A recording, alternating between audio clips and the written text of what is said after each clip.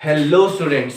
तो आज हम नए चैप्टर के साथ, ऊपर नाम सबको दिख रहा होगा, सब सोच रहे होंगे कैसा चैप्टर है, अरे गए काम से, ये तो हमें आता ही नहीं है। सब बच्चे बोलते हैं ये मुश्किल है, लेकिन ऐसा नहीं है। हम कुछ इस तरीके से पढ़ाएंगे कि आप लोगों के लिए परमुटेशन और कॉम्बिनेशन करना बहुत ही आसान हो जाएगा। तो उससे पहले, चैप्टर को स्टार्ट करने से पहले, परमुटेशन और कॉम्बिनेशन इन टर्म्स को, दो जो टर्म्स हैं, इन दो टर्म्स को समझने से पहले हमें कुछ बातें समझनी पड़ेंगी कि परमुटेशन एंड कॉम्बिनेशन हमें क्यों पढ़ना पड़ा। ये ऐसी सिचुएशन हमारे पास मतलब क्या आई कि जिनकी वजह से हमें परमुटेशन एंड कॉम्बिनेशन जैसे फॉर्मूले बनाने पड़े, उनकी जरूरत पड़ती है। ठीक है, तो एक स्टोरी ले लेते हैं। मान लो कि कोई छोटा बच्चा है, ठीक है, और या मान लो तुम्हारी फैमिली में कोई फंक्शन है, किसी ना किसी के घर में कोई छोटा बच्चा तो होता ही है। तो उस फैमिली फंक्शन में तुम्हारे सारे रिश्तेदार सब इकट्ठे हो रखे हैं, और अब हुआ क्या कि तुम, चलो तुम्हारी फैमिली का ही या तुम्हारा बैग, तुम क्या कहते हैं उस फंक्शन में गए हो, तुमने अपना एक पर्टिकुलर बैग बना रखा है। वो बैग जो है डिजिटल बैग है, ठीक है, डिजिटल बैग है, लेकिन उसमें कोड कौन सा वाला लगा हुआ है? नंबर वाला। याद है, सबको पता होगा 0 1 2 3 4, जिसमें 0 to 9 काउंटिंग लिखी होती है, नंबर लॉक।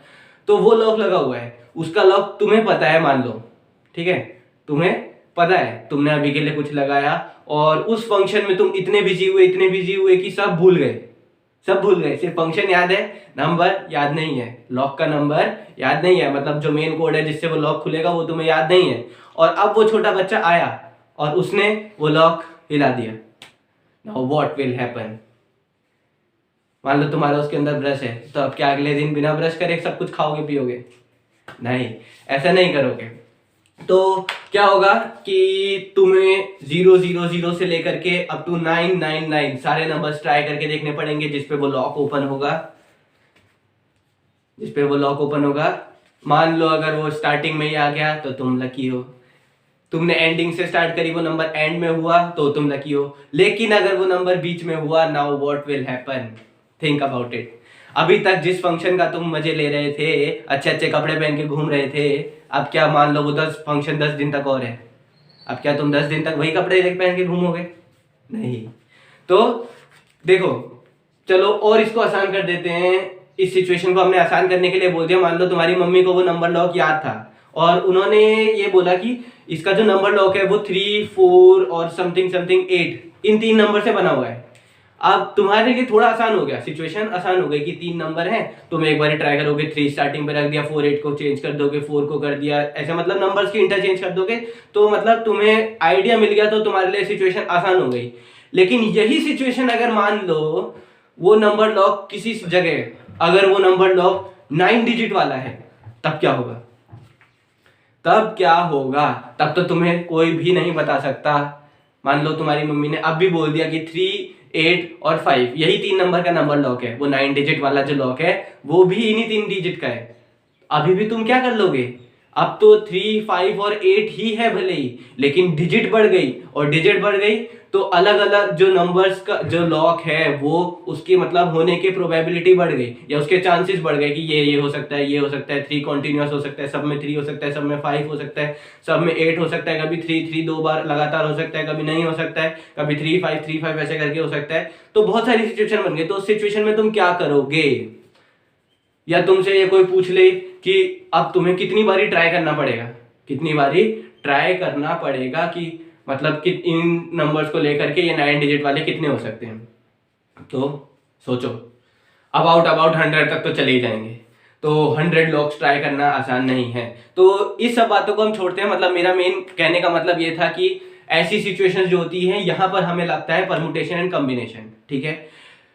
तो अब हम देखते हैं, मतलब हमारा जो इन परमुटेशन और कॉम्बिनेशन में हम क्या पढ़ने वाले हैं कि नंबर्स या कोई चीजें जिनके अरेंजमेंट हम इधर उधर कर रहे हैं, अरेंजमेंट हो सकता है, सिलेक्शन हो सकता है कि मान लो कुछ चीजें उसमें से तुम्हें कुछ चीजें उठानी है, जरूरी नहीं है हर बारी तुम्हें कि सारी की सारी चीजें लेके अरेंज कर देनी है, या उसमें से कुछ चीजें लेके अरेंज कर देनी है। हो सकता है कभी कभी तुम्हें उसमें से कुछ सिलेक्शन करना है। अब ये तुम सोच रहे होगे कि ये सिलेक्शन, उठाना, अरेंजमेंट करना, ये सब एक चीजें, लेकिन बोथ आर डिफरेंट। वो मैं अभी बताऊंगा कि कैसे डिफरेंट है। तो हम शुरू करते हैं, ठीक है। तो देखो, मैं एग्जांपल देता हूं तुमको। जैसे मान लो कि तुम्हारे पास 3 लेटर्स है, C A C और T, ये 3 लेटर्स, अरे T बनाना था ना, ए, सी और टी, ये 3 लेटर्स हैं। अब इन 3 लेटर्स को तुम्हें ये बताना है कि इनको मैं कितनी तरीके से लिख सकता हूं कि मेरे पास डिफरेंट डिफरेंट वर्ड बने, मतलब कितने वर्ड्स बन सकते हैं, विथ मीनिंग और विदाउट मीनिंग चलेगा, नहीं मीनिंग होगा कोई भी तो भी चलेगा। जैसे इसका तो एक्ट का मतलब एक मीनिंग चल रहा है, CAT कैट बना दिया तो भी एक मीनिंग पता चल रहा है, TAC टैक पता नहीं कुछ होता है नहीं होता है, टिक टैक वाला टैक होता है वैसे तो उसका भी एक छोटा मोटा मीनिंग बन रहा है। लेकिन हमें बोला है कि मीनिंग या विदाउट मीनिंग हमें इनको अरेंज करना है और ऐसे कितने वर्ड्स बनेंगे, तो मैं अरेंज करने लगूंगा। यहाँ पे वैसे 6 बनेंगे, लेकिन ये तो छोटी सिचुएशन है। मान लो तुमने पूरा का पूरा ABCD दे दी, सारे अल्फाबेट्स दे दिए, नाउ अब बनाते रहो बैठ के, जिंदगी निकल जाएगी लेकिन वो नंबर्स नहीं लिख पाओगे, तुम लिखते लिखते कंफ्यूज हो जाओगे। तो इस सिचुएशन में हम परमुटेशन एंड कॉम्बिनेशन करते हैं। अब यही सिचुएशन मान लो चेंज हो गई थोड़ी सी, यही सिचुएशन थोड़ी सी चेंज हो गई। मान लो कि तुम्हारे क्लास की बारे में बात करी जा रही है, क्लास में तुम्हारे पास 30 स्टूडेंट्स हैं, 30 स्टूडेंट्स है और टीचर मॉनिटर बनाना चाहता है 2 बच्चों को, एक मॉनिटर एक सब मॉनिटर, या एक बॉयज मॉनिटर एक गर्ल्स मॉनिटर, ऐसा कुछ, ठीक है। तो 2 बच्चे बनाना चाहता है टीचर, और ऐसा कुछ नहीं है कि मॉनिटर होशियार होगा, या मतलब मान लो कोई हाई प्रोफाइल स्कूल है जहां पर डिसिप्लिन के लिए स्टूडेंट्स को मॉनिटर बनाया जाता है, या उनकी एबिलिटी एनहांस करने के लिए, स्किल एनहांस करने के लिए उन्हें मॉनिटर बनाया जाता है कि लीडरशिप क्वालिटी टाइप, ठीक है। तो कोई से भी 2 बच्चे जो हैं वो मॉनिटर बन सकते हैं। अब टीचर के पास क्या ऑप्शंस हैं इन 30 बच्चों में से कोई 2 बच्चों को उठाने के। तो मान लो टीचर ने राम और श्याम को उठा लिया, ठीक है, गीता बबीता को भी उठा सकती है, लेकिन मैं मानता हूं कि राम और श्याम को उठा दिया। तो टीचर ने जो राम और श्याम उठाए, तो अब टीचर ने राम को उठाया और श्याम को उठाया मॉनिटर के लिए, ठीक है, या टीचर ने श्याम को उठाया राम को उठाया, कोई फर्क पड़ता है? उठे तो राम और श्याम ही है मॉनिटर के लिए, या श्याम और राम को उठाया तब भी राम और श्याम ही है, तो कोई फर्क पड़ा नहीं पड़ा। लेकिन इस सिचुएशन में जो मैंने पहले 3 लेटर्स वाली दिखाई, यहां अगर मैं आगे पीछे वर्ड्स को कर देता हूं तो फर्क पड़ता है, उसकी प्रोनाउंसिएशन डिफरेंट हो जाती है। लेकिन यहां मैं 2 बच्चों को उठाता हूं तो एक को पहले उठाया, दूसरे को बाद में उठाया, तो दूसरे को पहले उठाया और पहले वाले को बाद में उठाया, तो उससे कोई फर्क नहीं पड़ता है। तो ये था जो मैं कहना चाह रहा था कि अरेंजमेंट एंड सिलेक्शन वाला प्रोसेस जो मैं समझाना चाह रहा था। तो अब किस सिचुएशन में क्या है, परमुटेशन में अरेंजमेंट होता है, सिलेक्शन होता है, या कॉम्बिनेशन में अरेंजमेंट होता है, सिलेक्शन होता है, और क्या कौन सी बातें हैं जिससे हमें ये पता चलता है कि परमुटेशन है कि कॉम्बिनेशन है, ठीक है। तो अभी हम शुरू करने वाले हैं। तो अब आ जाओ, हमारे पास है परमुटेशन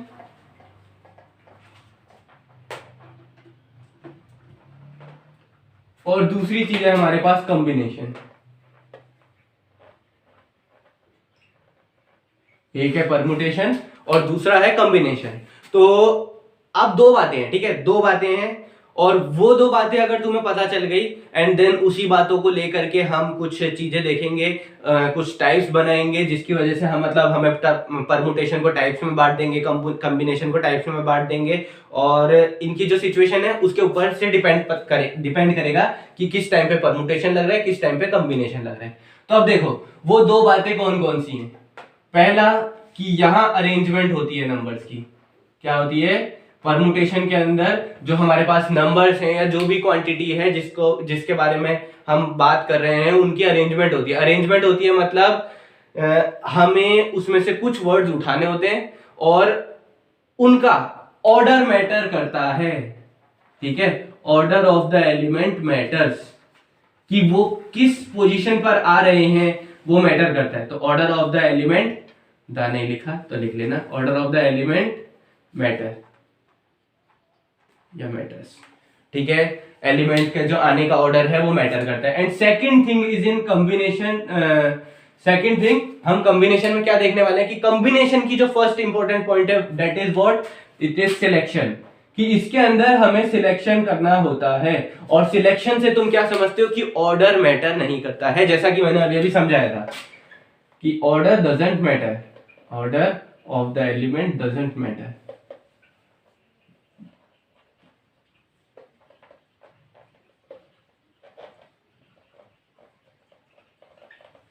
ठीक है, आई होप सबको समझ में आ रहा होगा जो मैं कहना चाह रहा हूं। इसके अंदर अरेंजमेंट होती है नंबर्स की, अरेंजमेंट का मतलब एलिमेंट्स जो हैं उनका ऑर्डर मैटर करता है। तो ये 2 बातें हैं। और सिलेक्शन, कॉम्बिनेशन के अंदर सिलेक्शन का मतलब जो हमने चीजें सिलेक्ट की हैं उनका ऑर्डर मैटर नहीं करता है, कॉम्बिनेशन के अंदर ये है। तो आई होप सबको समझ में आ गया होगा। अब देखो मैं परम्यूटेशन को शुरू करते हैं, परम्यूटेशन स्टार्ट करते हैं।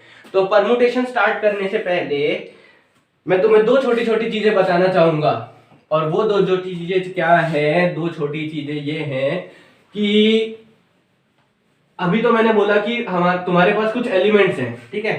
अब मान लो कि कोई छोटा बच्चा पहली बार स्कूल जा रहा है, या पहली बार की जगह छोड़ो, पहला बार तो बेचारा छोटा सा होता है। मान लो तुम थर्ड क्लास में जा रहे हो, तो बच्चा छोटा ही होता है थर्ड क्लास में जाने वाला भी, लेकिन उनको क्या मन करता है, अरे काश मेरे पास ये वाला टिफिन होता है जिसमें ये बना होता है। जैसे लड़कियों को शौक होता है उनके में सिलेंड्रेला बनी हो, लड़कों को शौक होता है उनके में कार बनी हो, या क्रिश बना हुआ हो, या पावर रेंजर्स बने हो, ऐसा कुछ कुछ, ठीक है। तो या उनका जो कलर है वो पिंक हो, रेड हो, ग्रीन हो, येलो हो, वायलेट हो, मतलब अलग अलग सिचुएशंस जो होती हैं, ठीक है। तो हम उसी थर्ड क्लास के बच्चे की बात कर रहे हैं। तो क्या हुआ कि एक लड़का है और फिर एक दूसरा लड़का भी हम लेंगे। ये मैंने पानी की बोतल बना दी, किसको अच्छी लगी बताना कमेंट सेक्शन में। पानी की बोतल, तो ये पानी की बोतल है मेरे पास, ठीक है। ये पानी की बोतल है और ये मेरे पास मेरा टिफिन बॉक्स है। टिफिन बॉक्स बेचारा नॉर्मल सा है, ठीक है। तो ये मान लो मेरे पास एक ब्लू बॉटल है, एक ग्रीन बॉटल है, एक रेड बॉटल है। दिख रही है ना बाकी दो ग्रीन और रेड बॉटल सबको? बच्चे बोल रहे होंगे कैसी बात कर रहे हो भैया, हमें तो नहीं दिख रही। तो मैथ्स के स्टूडेंट हो, तुम्हें नहीं दिखने वाली चीज दिखनी चाहिए। तो this is blue, this is green and last one is red, ठीक है। एंड मैंने टिफिन बॉक्स भी ले लिया, लेकिन मैंने टिफिन बॉक्स जो है वो 4 ले लिए, ठीक है। उसमें से एक ब्लू, ग्रीन, रेड और एक मैंने ले लिया ब्लैक, ठीक है। तो ये हो गया। अब तुम कहोगे कि भैया आपने टिफिन तो बना दिए, बोतल भी बना देते। तो बोतल बनाना थोड़ा मुश्किल है इसलिए नहीं बनाए, लेकिन मान लो यहाँ पे बोतल बनी हुई है, तो मैथ्स के स्टूडेंट को लेट कर लिया। तो अब वो जो पहला बच्चा है, पहले बच्चे की मम्मी बहुत ही मस्त है, मतलब वो इतनी काइंड है कि वो अपने बच्चे की हर बात का ध्यान रखती है कि बच्चा ये मांग रहा है ये दे दो, बच्चा ये मांग रहा है बच्चे को ये दे दो, ठीक है। तो अब क्या किया, पहले बच्चे की मम्मी ने बोला कि ये 3 बॉटल हैं, ये 4 टिफिन बॉक्स हैं, तू इनमें से कोई सी भी एक बॉटल और एक टिफिन बॉक्स लेके जा सकता है, ठीक है। एक टिफिन बॉक्स और एक बॉटल लेके जा सकता है।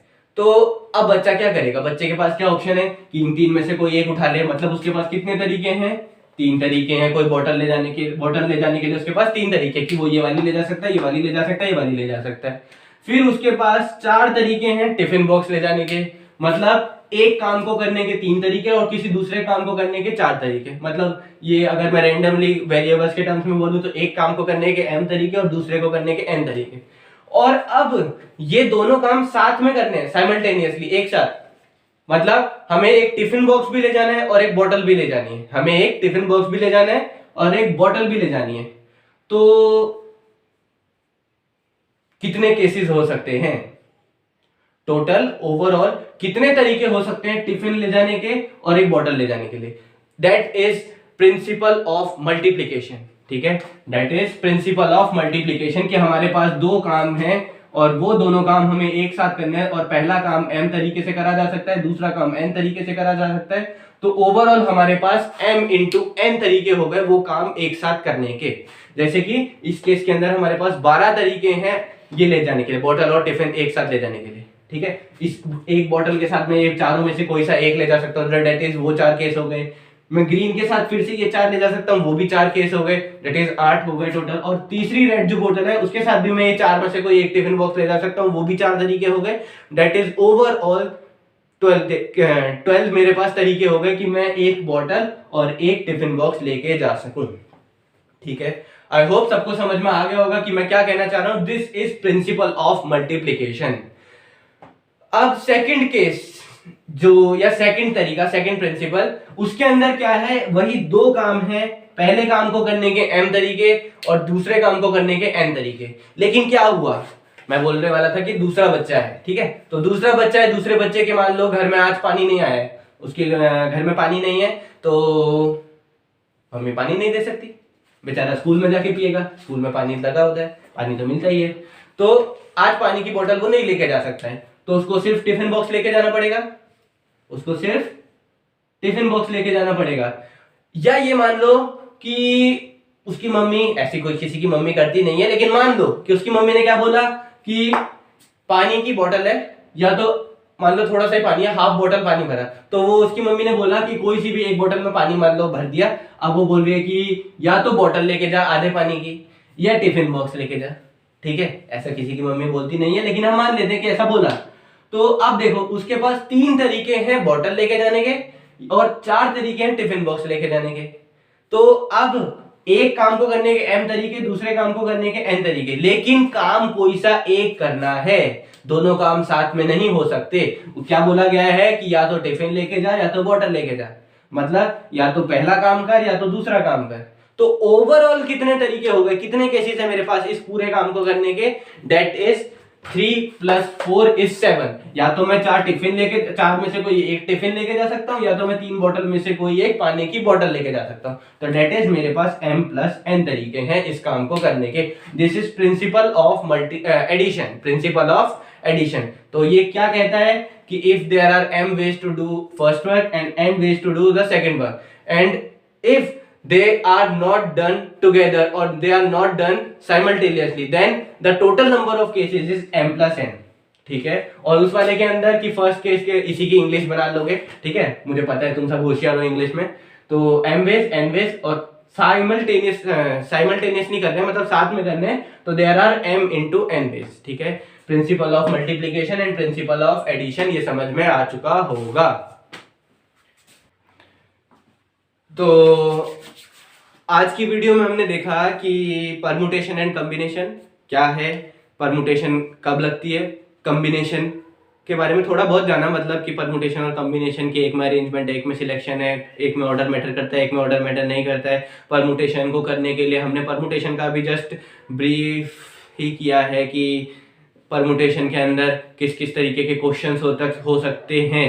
ठीक है, और जैसे मान लो एक और तरीके का अगर मैं समझाऊं, तो मान लो कि तुम पार्टी में गए, पार्टी में तुम्हारे जो फ्रेंड्स हैं वो सब भी आए हैं, मतलब तुम्हारे कोई स्कूल की टीचर का, मान लो तुम्हारी फेवरेट टीचर ने तुम्हारी पूरी फ्रेंड सर्कल को बुलाया, और तुम्हारा फ्रेंड सर्कल 20 का है।